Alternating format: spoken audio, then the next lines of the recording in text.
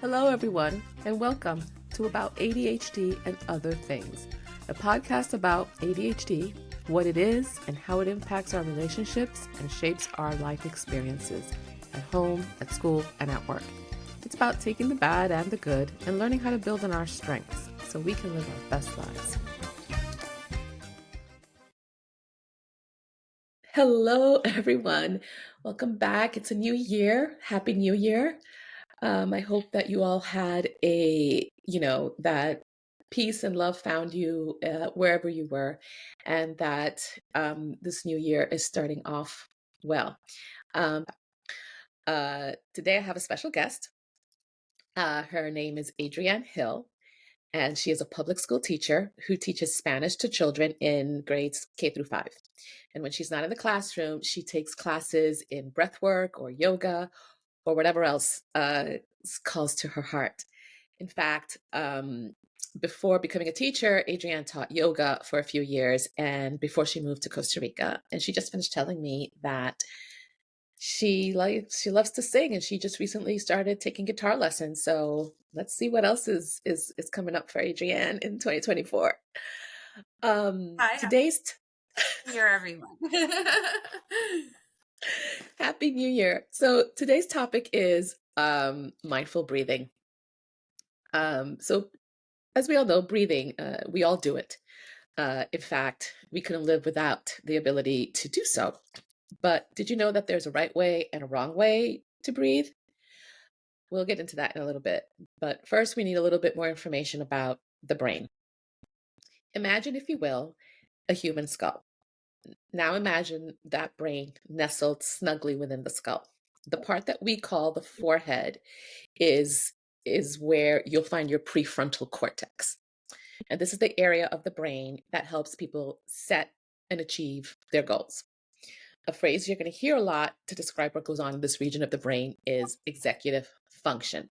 And this is where we go when we need to focus our attention, where we may make predictions about, our consequences to our actions.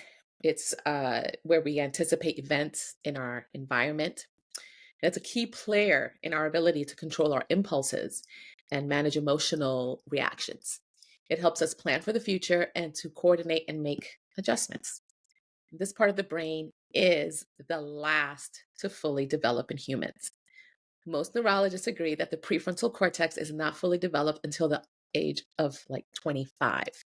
But if you have ADHD, those of us, we know that we have a sort of 30% lag in developmental maturation. So you take a neurotypical person who has ADHD at the age of 25, I guess one would say your brain is fully mature. But when you have ADHD, we're talking about biologically you're 25, but really you're kind of performing still developmentally at 2021. We tend to be more immature, and this is the reason why we do have we do lag 30% lag overall across the board. So what does any of this have to do? Oh, just before I go on, all humans benefit from an efficient and well-regulated prefrontal cortex. But many of us, like I said, those of us particularly with ADHD, we have a harder time activating these basic commands evenly in different situations. And so for us, ADDers, it can be baffling to know that we are highly capable in some areas. Think of a somebody who's building rockets and stuff like that, right? Really capable and highly capable in some areas, yet perform really, really poorly in other situations, a lot of times social situations. And getting to places on time or filling out a form, these things they trip us up for some reason. And there's a great article in Attitude Magazine titled, "Face It, People with ADHD Are Wired Differently."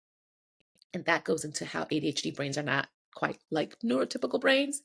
And I can include that link to that article on the show notes, and you can peruse it on your own. So what does any of this have to do with breathing? Studies show that when you pay attention to your breath, which is And the acronym for that is ATB.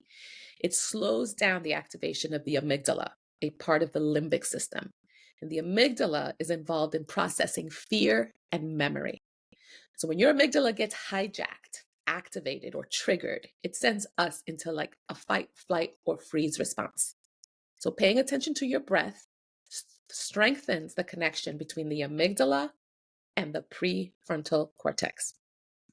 And one recent study found that people who participated regularly in a mindful breathing exercise were able to decrease or minimize unwanted or distracting thoughts, which are also called is also called rumination. So how can everyday people take advantage of this simple yet powerful skill to improve their lives? And that's where I hope Adrienne is going to come in and tell us a little bit about, you know, how she came to what she knows about this amazing, excellent skill that all human beings have access to. Hi, Adrienne. Welcome. Thank you. So I think the first thing that I remember about breathing had to do with breathing in yoga. And whenever I would take a yoga class, they would always say, come back to the breath. And I don't think I ever really understood what that meant. I understand the concept that it should bring you to the present moment, but I didn't know how that worked. They would say, send the breath, to a part of your body if it's bothering you. Send the breath here, send the breath there. And it wasn't until later on when I started to study yoga to be able to teach it. And I took some breathing workshops. There are, I think, about 9 different breaths in yoga that have different things. And I started to see that connection, Hmm. especially in correlation with postures and being, you never want it to hurt, but in uncomfortableness, it's sort of a good uncomfortableness and getting that breath there and how it makes you more comfortable. And I think later on, in studying spirituality a little bit and just becoming also more aware of emotions and triggers and things like that. And this is actually much more recent. That's really where the breath came into play for me, is learning how to do some of those deep belly breaths that we do in yoga. Let's say if I'm at work and maybe somebody is confronting me about something or something's gone wrong, or I'm in a situation, maybe I have to perform or something like that, and learning how to do that deep breathing to regulate emotion, to get more focused on what I'm doing, those kinds of things. And after time, I have a meditation practice that I do every day. Breathing's a big part of that. I use the breathing to actually do a body scan before I do any kind of visualization for meditation, especially because I believe that if I have any pain or discomfort in my body, I believe there's an emotional root to it. And I feel that when I do the deep breathing, that's really when that send the breath there thing kind of made sense to Yeah, me. it starts to kind of click, right? You Yeah, you like, have mhm, it's I just want to, you talked about yoga and how that's where you were first, learning mhm, about breath and how to understand its its importance in our lives, right? yeah, Um and it does learning how to send the breath to that place where you're feeling tight in the physical sense, right? Our mhm, emotions, when we are triggered, can also make us feel tight. Some people feel course. tightness in their chest. They may feel tightness in Mhm, their stomach. Maybe they have a headache, right? And that's mhm, communication. That's communication. Something in your environment is triggering you, something is off. How do I then, instead of going from the reaction, let me react and run away from this? It's hold on, let me stop and breathe into it mhm. and It's just ask, how does that expansion help to sort of dissipate that blocked air? because a reaction, I think reaction comes from ego, right? Somebody yells at you, your immediate response is to get defensive. And it's just even like taking a pause, realizing that has nothing to do with you. All you have is how you react to something. Breathing just Exactly. gives you that pause to get in touch with yourself and say, okay, this person might be having a bad day. I don't need to react that way. Engage it. But it does leave Yeah. it does that's a great thing to have in the moment, but that still follows you. It follows you to the next room, and it can follow you to the end of the day if you let it. But even when you try not to let it with that sort of logic, there's still things that we need to do to sort of um, address the energy, see how it feels in our body. What is it triggering it? Like the job is not over. No, You can recognize that the person is having an issue and that you're not going to respond to it. But there's also you having to say, okay, what did this trigger in me and how and where and why? Because there's something for you to learn from that experience, right? always. Anytime we have a negative emotion or low vibrational emotion, that is a sign that something needs to be looked at. But Yeah. the first step, I think, is just not being reactive. It's an awareness is all it is. Yeah. Yeah. And then you can So, deal with it. Adrienne, Mhm. what is the correct way to breathe?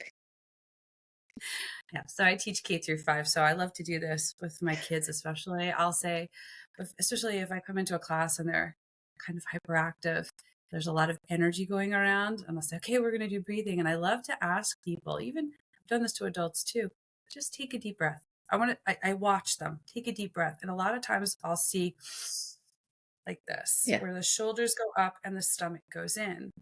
And to me, that's breathing incorrectly. It's not, uh, incorrectly is kind of a funny word, but it's just not using the breath to the best of its ability because the breathing's coming from the chest. And It's what you want to shallow. do, Hmm. it's a very shallow breath. And what you want to do is you Hmm. want to fill your lungs. You know, if you think of your lungs like a balloon, when you put air into a balloon, it should get bigger. So when you're inhaling, your stomach should be filling with air. And I'll tell people to put their hands on their stomach and to make sure that when they're inhaling, your shoulders aren't going to go up like this. They're going to Hmm. stay where they are, and it's just your stomach. And then when you exhale and push it in, the air will come out. And I feel Hmm. like sometimes people do that backwards. The thing is you want to get as much air as you can into your lungs so that it goes through your system and it's affecting your Hmm. cardiovascular, Hmm. your brain, and it's getting the full effect of that deep breath, whether it's, I think to that calm you. here's where I find that if you bring up that when you bring up the word lungs, you bring up that organ, and it's very important. I picture it in a certain Mhm. part of my body. It's like in my chest area. And but people may think, oh, she wants me to fill my lungs up with air, so the air has to go to my, like when you're when you go to the doctor's office and they tell you how to breathe because they're checking your lungs and stuff. But we want them to focus on bringing that air and putting it in that space of your that cavity. And we Yeah, with my kids, I call it basketball breaths. I I call listened it to belly some, breaths. yeah, Yeah. belly breath, basketball breaths, like anything that sort of helps them make that connection, you know. But yes, go on, please. And so you talked about the correct way to breathe, which is to inhale through your nose. And I'd like to just add to that, could be, let's be gentle with ourselves and gentle with our bodies. We don't have to force air up our nose. It's not No. it's not like that. Like, let me suck up all the air at once. No, it's a gentle breath that you then just allow, sort of even imagine it sort of circulating through your skull and down through your lungs and just and settling in that in the pool in your belly, and just very calm and gentle stuff. We want to be kind to ourselves, loving to ourselves, right? Don't have to necessarily walk around and look like you're gasping for air. No. That's It's wrong. just it's just a more mindful breathing that when you're gonna use it, just um yeah, it's gentle because I you have know to what? You tell you want to be able. something funny. Oh, go ahead, go ahead. When I was first learning how to do breath work, uh, because I'm, ADHD, brain, whatever. When I'm first learning how to do something, I can like be extra, right? But that's just my way. Because once I've learned it, I definitely chill to like normal. But when I first started doing the breathing stuff and learning how it worked for me, I had to figure out what worked for me. So I'd love to talk about the importance of every single person just sort of having that. relationship with their breath because it takes time to sort of say, this is what it should feel like in my body. And I'm very grateful for all the people in my life. But my brother-in-law once told me, yeah, it's great, but why do you have to be so demonstrative? So it was like everywhere I'd go, I'm like, and everybody be like, are you okay? That's what I was Are gonna you say okay? before. You want to learn how to do it, but it would look a little weird to go around doing that extreme all the time, right? But But thankfully, I it, learned to be less demonstrative and just more, graceful about it. So, yes, wishing everybody who wants to undertake this grace. I think that anybody that undertakes anything, you have to learn what works for you. But I think the first thing is you just have to kind of lay the groundwork and just see how you feel. You can do that, by a simple exercise, of just, lay still, and try to focus. You Yeah. don't even have to do anything. Just feel your breath, like without consciously counting or anything at No judging first. it. No, just feel it. And then eventually, without, forcing it, you could start to count and just to see, like, oh, when I'm calm, it takes me 3 to inhale and then 3 to Yeah. exhale, or Yeah. whatever it is, whatever your Yeah. number Yeah. is. You So, have to yes, just see that's what your calm is. my next Yeah. question was exactly how can a person gauge their best breathing? And I think this is where you were going. Yeah. So I think that each person needs to figure that out. I think it's always best to do it lying down if you can, when you're completely relaxed. And, if you're a person that your mind wanders, you can just naturally count your breath and just see where that's at. You have to wait till you get to a place of calm though, you know? And you'll know because, your muscles will feel relaxed, right?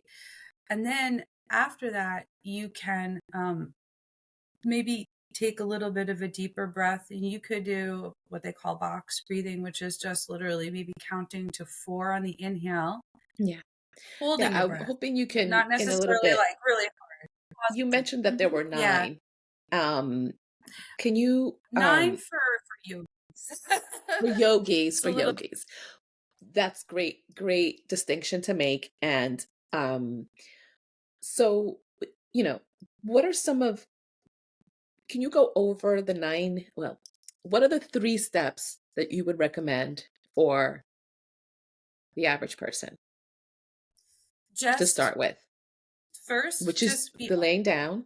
Hmm. yeah, be aware of your breathing, and then you can start to count inhales and exhales with a pause in between. And that doesn't mean go and hold your breath, just a gentle pause and let it out. And I think you could try it again, just lengthening Hmm. a little bit the inhale, but then even lengthening more the exhale with that pause in between. And this is just breath awareness. That's all it Yeah. So is. the first step is awareness of how you're breathing to begin with, right? I just took And I recently just took a workshop, and one of the things that the instructor did was, once she got us into that calm place, she said to imagine a time when you were scared and just focus on that and see how your breathing changed. Focus on a time when you were happy, focus on a time when you're angry, and to naturally just see what happens to your breath. So if you can kind of know what that feels like when you're in a situation, you know, you can actually kind of tell what your emotion is, and you can say, hey, maybe I'll do some of those breathing exercises I practiced. And again, it's not so demonstrative, right? It's just a really gentle thing. I do yeah. this at work all the time, you know. Sometimes I think I'm calm and I'm going, oh, no, I must be a little stressed. I'm gonna just take a moment to calm down a little bit.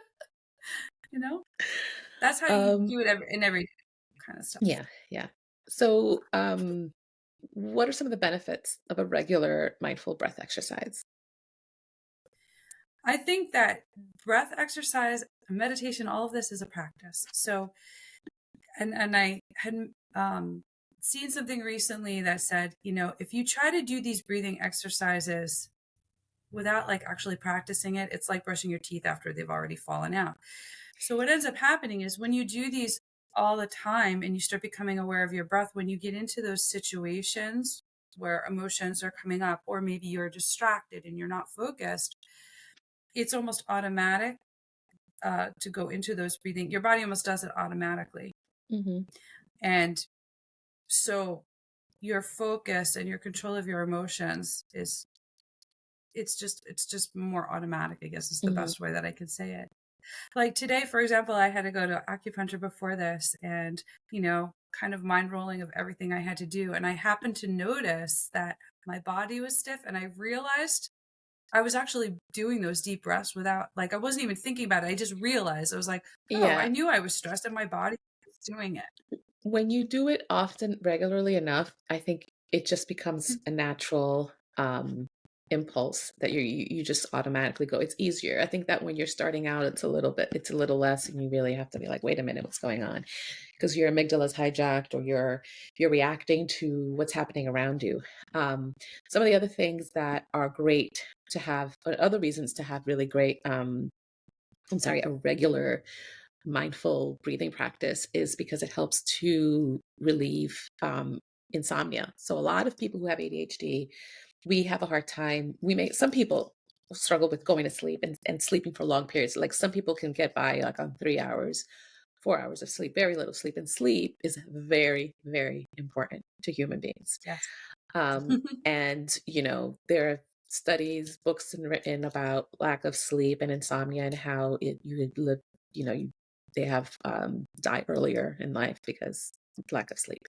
So that's a great reason to have a regular mindful breathing practice. Another one is lowering your blood pressure. Lots of people who have, especially older adults, we have high blood pressure. So this is a great way to manage that. Um, it helps to improve your stress, like on your body. And sometimes we're feeling fatigue. So having a regular mindful breathing exercise will help us with relieving fatigue and decreasing anxiety. Um, so it helps, Digestion. right? It helps improve our cognitive abilities, things that we need to do, like what time is it and where do need to go? Where did I leave my keys? It helps with keeping memory and all that stuff. So there's a lot of great reasons to keep, a regular, uh, mindful breath exercise and to include one in your life for every single person. For And I everyone. and the other thing mentioning was a lot of people who have rumination, just constant thoughts coming in. This is another thing that really helps with decreasing that or managing that much better. So there's a lot of things that you can do. And there's other things. There's tapping. Um, when people tap on certain points in their bodies that sort of help bring them back to the present. There's lots of really great mindful techniques Can all be that used in people conjunction as well. That's amazing. exactly. Um, so what are some of the different we talked a little bit about the different techniques, but are there some techniques that are sort of better than others? Like you mentioned there's the box breathing. What is box breathing versus the one where you start off with you inhale to like 5, let's say, and then you hold for 6 and you exhale for 7. Like what is that box breathing or is That it an well, even like 5, 5, 5? I think it's honestly just exercises to become aware of your breath, you know, Mhm. um, more than anything, and kind of getting a little bit of control over it when you need to, So that's why like, it sort of builds, I think. Like you start Mhm. out and you just let it go and you just notice it. Then you try to control it a little bit. And then I feel like when you take the inhale, but you exhale for a longer time, for me personally, I feel like that's such a letting go. I do that. That's like my favorite go-to when we do like breathing is doing that extra long exhale. It's almost like I like to see how long I can go. I feel like that is where my calm comes. But like I Mhm. guess I envision like a letting go with that, Mhm. right? Whatever my stress is, whatever my worry is, I picture it literally. I do it with a visual. Picture it literally sort of going in waves away from me. Yeah. Yeah. So I think those are like the most calming ones. You know, other kinds, the yogic breathing is a little bit different. You know, we have ones that are for energy and things like that. I think for the basic person, those are a little bit harder and maybe not as needed or as Yeah. useful as Yeah. the basic. Yeah. Yeah. I don't want to intimidate anyone. I don't want anybody to be like, wait a minute. You're telling me I don't know how to breathe. Now you're telling me that I got to do it like this. And no, I Yeah. And need I like think basic entry level. And it's so funny exactly. And because I this think is something we don't even think that we're supposed to, we think we know how to breathe. I remember when I went to I was a physical therapist because I was having really bad back problems. And I was sitting in his chair and we were talking. And then when I went to get up, he was like, you see what you just did was not the correct way to stand up. He didn't use those words, but he said the correct way to stand up is, you use your strong muscles in your legs. You really firm those up and plant them firmly, feet firmly on the ground. And you lift from there. You don't lift from your waist up. And I thought, shouldn't I have known this by now? Why am I learning this at 40? How to stand up from a chair correctly? But if you're open to curiosity, and you recognize that there is a better way, all these little teeny tiny, a little pull here, a little pull there, it helps. It helps to keep us, more aware of how our bodies are that's what I aging was going to and how to say. care for ourselves and not to ignore Awareness is a it. huge thing. I suffer from esophageal spasms. I've had them since I was in high school. And if I've had bad episodes where I get food caught in my esophagus, and it used to be like once or twice a year I'd end up in the hospital. And like, I don't know, they would give me something intravenously, and I thought, well, what is that? And they're muscle relaxers. My esophageal spasms definitely get worse with stress. So I've kind of learned now to use breathing, because what happens when you breathe is your muscles relax. Mhm. We don't actually realize like how much stress and how tense we are. Oh, yes. So that was something that made me very aware of my stress. And when I know that, it's one thing that I have to calm down for this, but it's also my sign that I'm letting things get to me too much. I need to Mhm. do more of that Yeah, breathing and that's relaxing. your And body I need to communicating. pause whatever I'm doing. Yes. Yeah.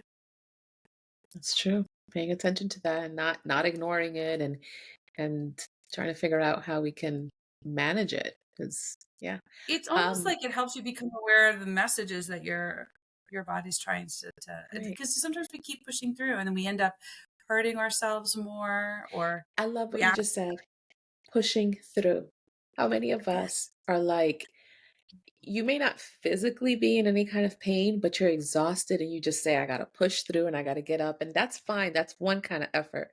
But when you're dealing with aggressions here and there, expectations, demands, waiting for something, being late for something, being asked to do something last, like all these kinds of little things that we end up, those of us, you just have to ask yourself, how much we don't realize all these, how it accumulates over time. It So does.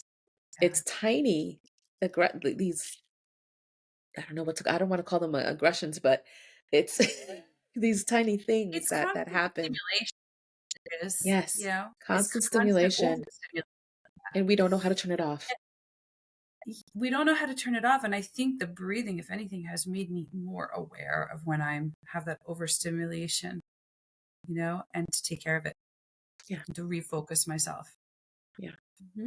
So, Adrienne, how do you, as a teacher, incorporate mindful breathing into your interactions with the children? Because you're a There Spanish are teacher. two ways. I'm a Spanish teacher, K through 5. So there are two things that I do. I really feel as a teacher, the energy that you project out is going to bounce back at you. You ever see a teacher come into a crazy class and they start yelling? It's not going to really do much, No. right? So the first thing I need to do is calm myself down. If I walk into, or sometimes the kids come to me and sometimes I push in, but either way, if I feel that energy, because I can feel energy, if I feel the energy is off the wall, the first thing I do is use breathing to calm myself. Yes, And because the then, first and thing this is you. This is true the for first thing is anyone, me. is you It's put not the gonna mask on do me yourself. This is right, it's true not for gonna do me any parents good to calm them down if I'm, like this. I reacting. If you're reacting to what's happening, that's not gonna help mhm. anybody. It's not gonna help them, it's not gonna help me, it's just gonna make things more difficult, it's gonna make me feel like sort of like a little conflict going on there, a little rubbing. So that's the first thing I do. I'm usually very quiet. I'll stand there. And then what I'll do is if they're really having trouble coming down, this happens more with like my kindergarten and first graders more than anybody, is I will do some of these breathing things with the whole class. Um, and I usually start with, I bet you're breathing wrong. I usually start with that. Just you got to get them with a joke. And then I teach them how to do it. I'll put on sometimes a little meditation music and I'll do it in Spanish because I teach Spanish, but we'll do like the breathing exercises. And it is worth taking about 5 minutes out of a class to do that. When they get done, it's crazy how much calmer they are. Some of them tell me they feel sleepy. Oh, And, it's better to do that for 5 minutes than to fight with them all class about whew. their crazy energy levels. It does work. I can tell you that. Oh, I love to hear that. Um, Fantastic. And I love that it teaches them, you know, that they're gonna walk away with that. Somewhere in their future, they're gonna be like, how do I oh, I remember what I did in that classroom. That teacher Yeah. taught me this, and it helped me calm down. I tell Love them that that. they can do that anytime that they're, upset, scared. I tell them they can practice at home, and, I hope they do. I hope it resonates like you said. It's great to get Somewhere. them when they're that young to do that. Yeah, yeah. Mhm. Um, so Adrienne, what's something that you try to do every day to honor your higher self? We already it doesn't have to be breathing. It's just something that you do to connect beyond that, that you do to Well, I connect told with you, your higher self.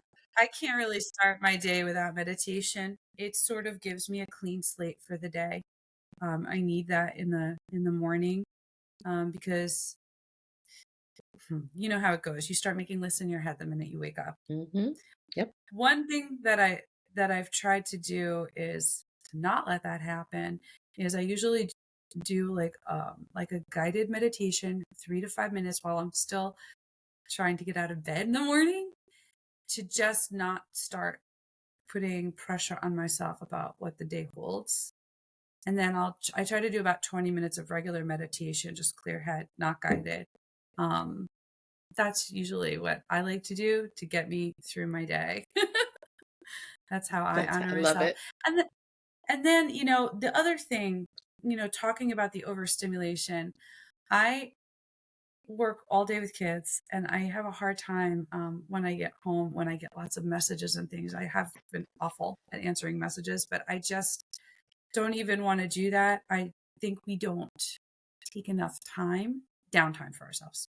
We have Mhm. sort of like, I think there's a stigma that when you're not doing anything, you're being lazy, but like I don't actually think people Who made understand that up? how much Like, you that need. is not somebody made that up, and that is a lie. That is just something to make us all a little crazy. The truth is, you have to take the time to slow down. And you're right, there is a stigma that if you're Dream not beach, doing beach. anything, then you're not being efficient. And we take that into our own lives, into our own homes. It's like, no, they're taking the time to slow down for yourself and recognizing that this is you honoring yourself. This is an Even honoring with thing. entertaining, we just got through the holiday season and I'm a single person that lives alone. I did a lot of socializing this week and I had people over and on the 30th. And then, of course, New Year's Eve, I got invited to my friend's house. After I had people over, I realized the next day, I was like, I think I'm done socializing. Like, I didn't feel guilty about not going out. I apologized. I said, I just can't. Yeah. And We that's all okay. have to like take that time and Yeah. charge. Yeah, so it Yeah. is And okay. it's okay. Doesn't mean we don't love anybody. You're right. It's just, it's time. I gotta slow down. I gotta take care of me, and Yeah. I'll see you the next, I'll catch you at the next one. The last thing you want to do when you've got off from vacation is come back exhausted because you were Oh, trying to please yes. everybody by taking time off. Exactly. Exactly. So, one more question before I hope you will give us a short demonstration of a guided breath Sure. work. Um, Adrienne, where do you find inspiration? Where do I find inspiration for life, for anything? I don't know, what makes you light up inside? What makes me happy, makes me high vibe. Yes, I love yes. I love music. You love So what? Say that again. I love music. Oh, I love music. Yeah, so I grew up playing flute, and I was between going to school a long time ago for acting and music. I decided to do acting, which didn't go very far at the time for whatever reasons. But a few years ago, I picked up guitar. Something a little crazy about me for all my spirituality. I love heavy metal music, so it's a very misunderstood genre, in my opinion. So I actually I play guitar. I started singing. I guess I always sang, but I took some vocal lessons, and I feel like that is like therapy in a way. It makes me so like high vibe. yeah, Um, and I'm starting now. I signed up for, but haven't completed yet, a sound healing course with uh, the singing bowls, the crystal bowls, and everything. I feel like there's something with music coming into my life yeah. and with all spirituality. So those are Well, the things that actually kind of make me forget about everything and give me that recharge I need. yes, and we all need that. Yeah, Love that. Thank you for sharing that. So, Adrienne, sure. are you ready? Adrienne actually, she and I met at something we're taking together.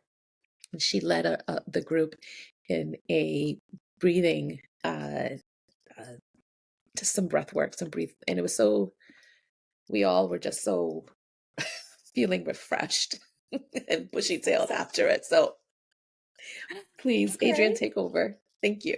Okay. All right. So, I think the first thing that we were talking about before, it would be great if we could just get to know our breath. Um, I would say if you could do this lying down, it would be ideal. If not, if you're going to be seated, make sure that you're seated with a straight spine. You can close your eyes and soften your tongue. Make sure it's not on the roof of your mouth. And then I'm going to just for maybe a minute or two, I just want you to breathe naturally and just pay attention to your breath.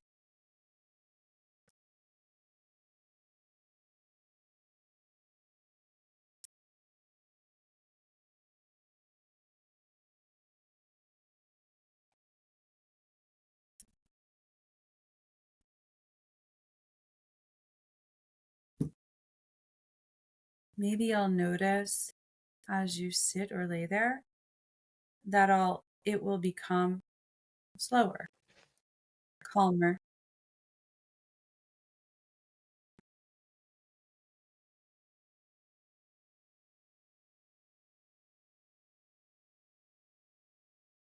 Notice how long the pause is between the inhale and the exhale.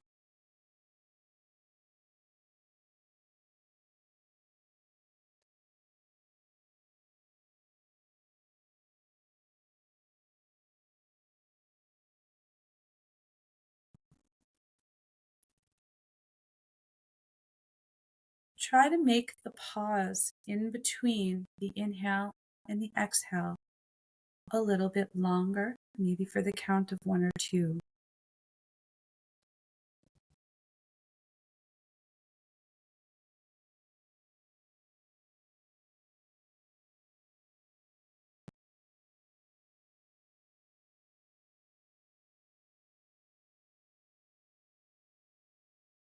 Maybe you can even count how long your inhales are and how long your exhales are. Record them in your mind and know that this is your calm place.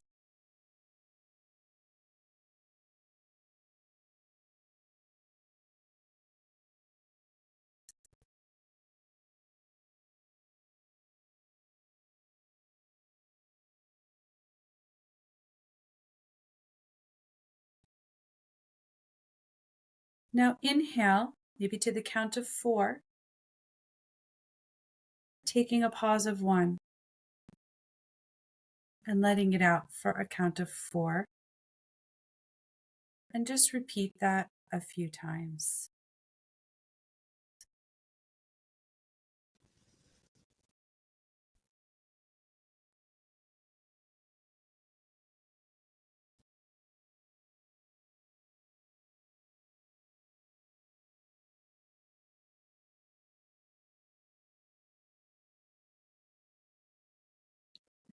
Now try inhaling for 4, taking a pause, and exhaling maybe 6 to 8.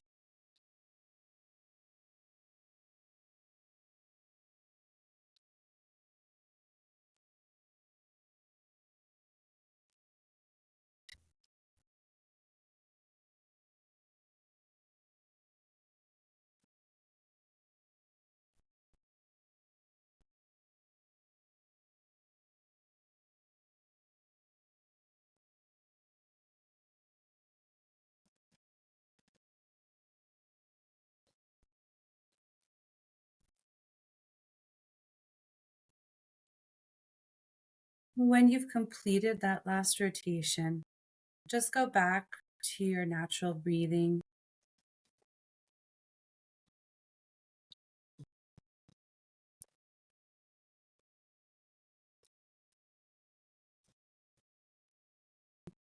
See how you feel.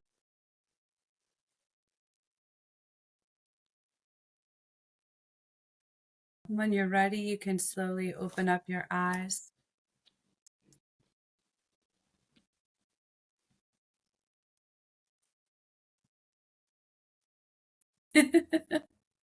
That's the short version, but to give everyone the idea of what they can do, just to become aware. Yeah. That was beautiful. How do you Thank feel? you. Thank you. Thank You're you. Thank welcome. you, Adrienne. So, Thank you for having me here. so everyone, this is Adrienne Hill, and I hope that you all have a fantastic rest of your day. And remember to just check in on your breath. Start with that, and namaste. Namaste. Thank you so much.